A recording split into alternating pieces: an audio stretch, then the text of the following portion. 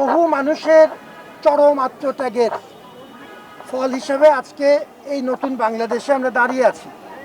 আমরা যেন এক মুহূর্তের জন্য এই রক্তঋণ ভুলে না যাই এবং আপনারা যে কাজটি করছেন গত বৃহস্পতিবার থেকে নিরলস দিন রাত ঢাকা বিশ্ববিদ্যালয় এবং অপর বিভিন্ন শিক্ষা প্রতিষ্ঠান যারা ঢাকা বিশ্ববিদ্যালয়ের ডাকে সাড়া দিয়ে আমাদের সাথে শরিক হয়েছেন, দেশের কাজে শরিক হয়েছেন, এটি যে কোনো মূল্যে জাতির জন্য অহংকার করার মতো একটা বিষয়। যে কারণে আমাদের সন্তান সন্ততিরা, আমার কাছে তারা সন্তান সন্ততি, যারা রক্ত দিয়েছেন, গুরুতর আহত হয়েছেন এবং যারা বিজয়ীর বেশে আমাদের পাশে দাঁড়িয়েছেন, তাদের প্রতি এটি সম্মান জানানোর একটা বড় উপায়। এই যে আমরা স্বেচ্ছাসেবকের ভিত্তিতে কোনো রকম ব্যক্তি স্বার্থ ছাড়া শুধুমাত্র দেশের কাজে এতগুলো মানুষ দিন রাত পরিশ্রম করে যাচ্ছি। আপনার উদাহরণ দেখে সারা দেশ এগিয়ে এসছে।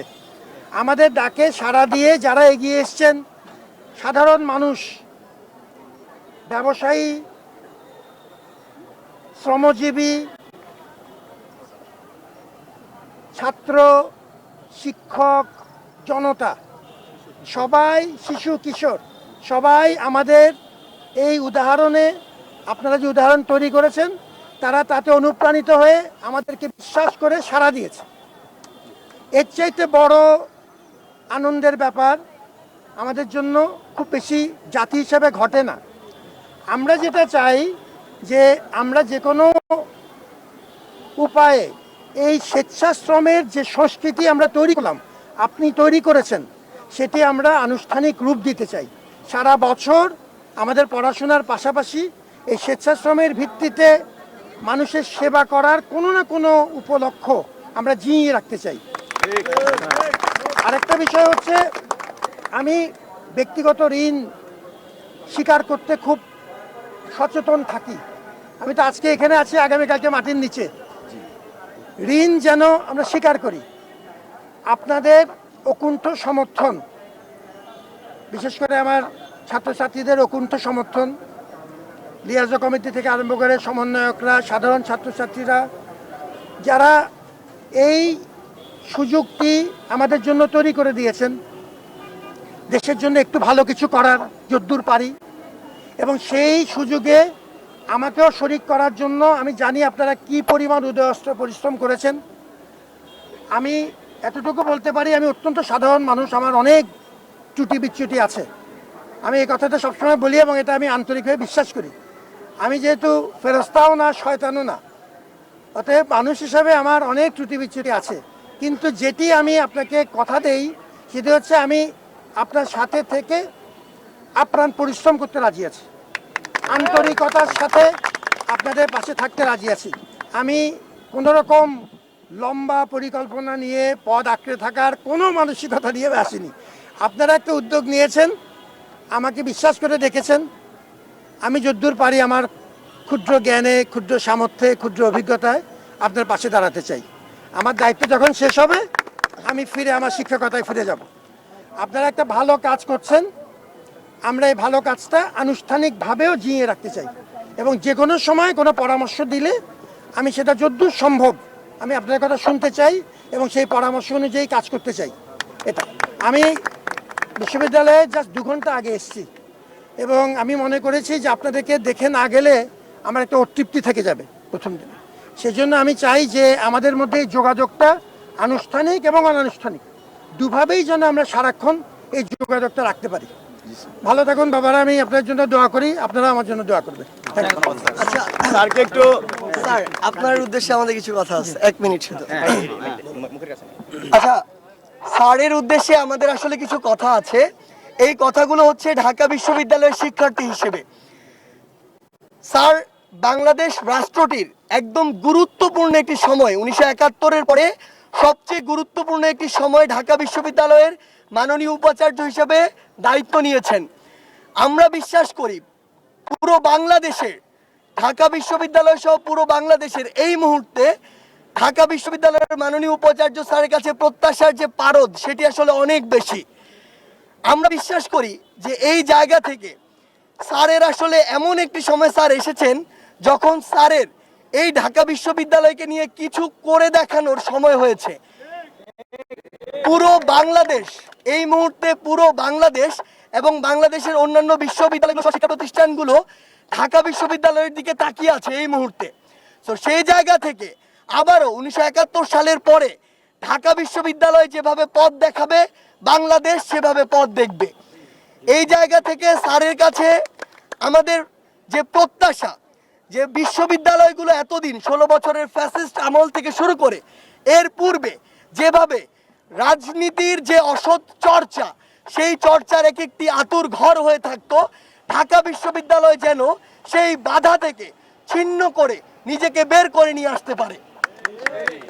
আমরা স্পষ্ট করে জানাতে চাই বৈষম্য বিরোধী ছাত্র আন্দোলনের পক্ষ থেকে, ঢাকা বিশ্ববিদ্যালয়ের হলগুলোতে আমরা আর গেস্ট রুম দেখতে চাই না। ঢাকা বিশ্ববিদ্যালয়ের হলগুলোতে আমরা আর ওই বাধ্য করে গণরুম রেখে রাজনীতির যে চর্চা ছিল সেটি আর হতে দেখতে চাই না। আমরা স্পষ্ট করে বলতে চাই, ডিপার্টমেন্টগুলোতে শিক্ষকদের যে একক ছাত্র স্বেচ্ছাচারিতা থাকে সেটিও আমরা আর দেখতে চাই না। আবার কর্মচারী সমিতি সহ বিভিন্ন সমিতির নাম করে বিশ্ববিদ্যালয়গুলোতে শিক্ষার্থীদের সেবা থেকে অন্য কাজে নিজেকে ব্যস্ত রাখার যে ট্র্যাডিশন সেগুলো আমরা আর দেখতে চাই না। শিক্ষার্থীদের পক্ষ থেকে স্পষ্ট বার্তা, ঢাকা বিশ্ববিদ্যালয় পুরো পৃথিবীর সামনে বাংলাদেশের হয়ে একটি রোল মডেল হয়ে থাকুক এবং আজ 2024 সালে ছাত্র জনতার গণঅভ্যুত্থানের মাধ্যমে বৈষম্য বিরোধী ছাত্র আন্দোলনের হাত ধরে যে নতুন একটি সময় শুরু হয়েছে, আমরা বিশ্বাস করি স্যারের হাত দিয়ে আমরা এটা প্রত্যাশা করব না যে স্যার আসলে তার সময় সব করে ফেলবেন, কিন্তু আমরা এটি দেখতে চাই যে স্যার সবগুলো শুরু করার চেষ্টা করেছেন এবং এই যে সূচনাটা, এই সূচনাটা স্যার তার হাত দিয়ে শুরু করেছেন, এটাই আমরা দেখতে চাই। এটা দেখার জন্যই পুরো বাংলাদেশ এই মুহূর্তে স্যারের দিকে তাকিয়ে আছে। ধন্যবাদ। স্যার আরেকটু কথা আমাদের সমন্বয়ক আবু বকর ভাই বলবেন। স্যার হ্যালো বলো উল্টা মুখের কাছে না হ্যালো হ্যাঁ হ্যাঁ স্যারকে শুরুতে বৈষম্য বিরোধী ছাত্র আন্দোলনের পক্ষ থেকে অভিনন্দন জানাই। আর স্যার যদি অনেক কথা বললেন, তার সাথে আমি একটু কিছু অ্যাড করতে চাই। আপনারা দেখেছেন আমরা বৈষম্য বিরোধী ছাত্র আন্দোলনের পক্ষ থেকে বারবার বলছি, এই 5ই আগস্টে বৈষম্য বিরোধী ছাত্র আন্দোলন যে গণ অভ্যুত্থানের নেতৃত্ব দিয়েছে, তার মধ্যে দিয়ে আমরা আসলে বাংলাদেশ রাষ্ট্রকে পুনর্গঠন করতে চাই। তারই পাশাপাশি আমি আজকে স্যারের সামনে বলতে চাই, বাংলাদেশ পুনর্গঠনের অংশ কিন্তু বিশ্ববিদ্যালয় পুনর্গঠন। শুধু গেস্ট রুম গণরুম নয়, শিক্ষার পরিবেশ সহ ক্যাম্পাসে মতামত প্রকাশের যে সুষ্ঠু পরিবেশ তাও নিশ্চিত করতে হবে। খুব শীঘ্রই যাতে বিশ্ববিদ্যালয়ে ছাত্র সংসদ চালু করা হয় সেই দাবি আমাদের চার কাছে থাকবে। একই সাথে আমরা যে শিক্ষক রাজনীতি দেখি, যার সমালোচনা সকলের কাছে, আমরা মনে করি শিক্ষকদের এই সকল দলবাজি না করে ছাত্রদের কাতারে আসা উচিত এবং একই সাথে যে বিশ্ববিদ্যালয়ের যে আইডিয়া সিনিয়র স্কলার এবং জুনিয়র স্কলার, সেই আইডিয়াতে সবাই আসলে একসাথে আমরা কাজ করা উচিত এবং একই সাথে শিক্ষকদের জন্য এমন ইনোভেটিভ প্ল্যাটফর্ম থাকা উচিত যেখানে সবাই এসে সেই প্ল্যাটফর্মে কথা বলতে পারবে এবং তার মাধ্যমে সে রাষ্ট্রকে পলিটিসাইজেশন করতে পারবে।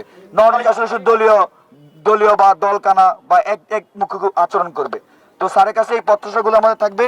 একই সাথে বিশ্ববিদ্যালয় পুনর্গঠন অংশ হিসেবে আমি স্যারকে একটি পপুলার দাবি জানাতে চাই, সেটা হচ্ছে আমাদের ক্যাম্পাসে যে যানবাহন, অনিয়ন্ত্রিত যানবাহন, একই সাথে সেখানে যদি সেটা বন্ধ করা যায়, একই সাথে এখানে চক্রাকার বাসের অনেক আলাপ আলোচনা চলছে আমাদের গ্রুপগুলোতে, সেটা যদি বাস্তবায়ন করা যায়। পাশাপাশি আমাদের আমি সায়েন্সের স্টুডেন্ট, সায়েন্সের শিক্ষার্থীদের ওখানে আসলে ক্যাফেটেরিয়া নাই এবং হচ্ছে যে সায়েন্সের মোকাররম ভবন এলাকায় ক্যান্টিন নাই। তো আশা করি যে স্যার খুব শীঘ্রই এইসব বিষয়ে নজর দিবেন। এছাড়াও সামগ্রিকভাবে স্যারের কাছে আমাদের যে প্রত্যাশা, সেই প্রত্যাশার ব্যাপারে সার্জিস ভাই বললেন, সবকিছু মিলিয়ে বৈষম্য বিরোধী ছাত্র আন্দোলন আমাদের স্যারের পাশে থাকবেন। যদি স্যার আসলে ছাত্রদের পক্ষে কাজ করেন, আমরা আশাবাদী স্যার আমাদের পক্ষে সবসময় কাজ করবেন। ধন্যবাদ। আমি কি একটা মিনিট একটু আমি এখানে চাপ দিতে হবে কোথায়? একদম কাছে নিয়ে আচ্ছা ঠিক আছে।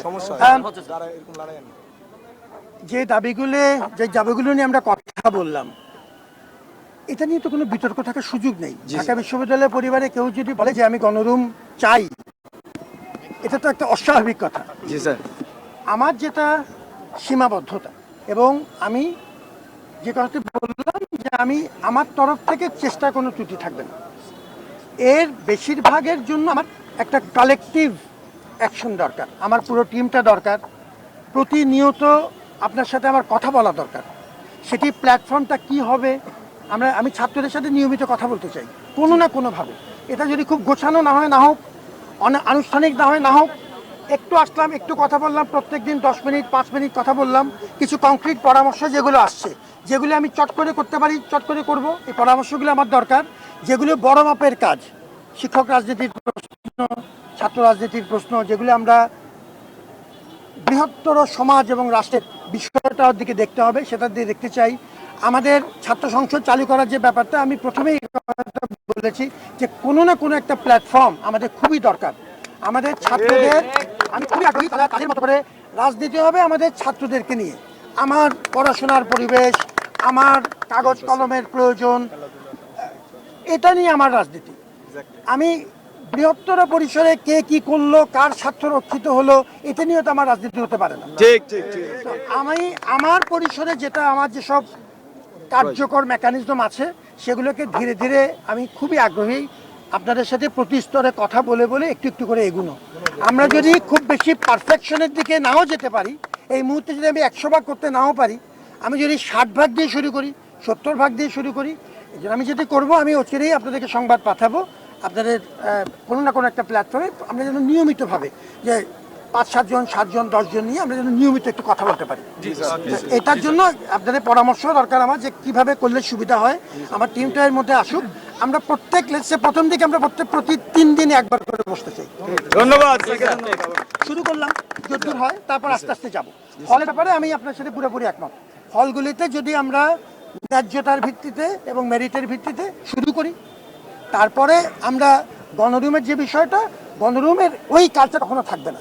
এখন যদি আমাদের এটা যদি প্রয়োজন হয় যে আমাদের লোকবলের কিংবা আমাদের স্থানের পুরোপুরি সংকুলন হচ্ছে না, কিছুটা সংকট আছে, তখন আমরা 2 ভাই একসাথে মিলে থাকলো, সেটা ঠিক আছে যদি যদি বৈধ হন, তাদের নিজেদের মধ্যে একটা আন্ডারস্ট্যান্ডিংয়ের ভিত্তিতে।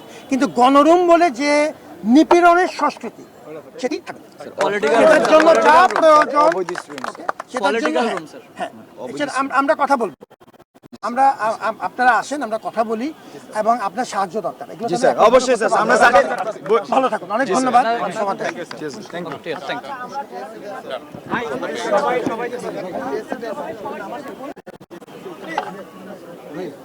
ইউ।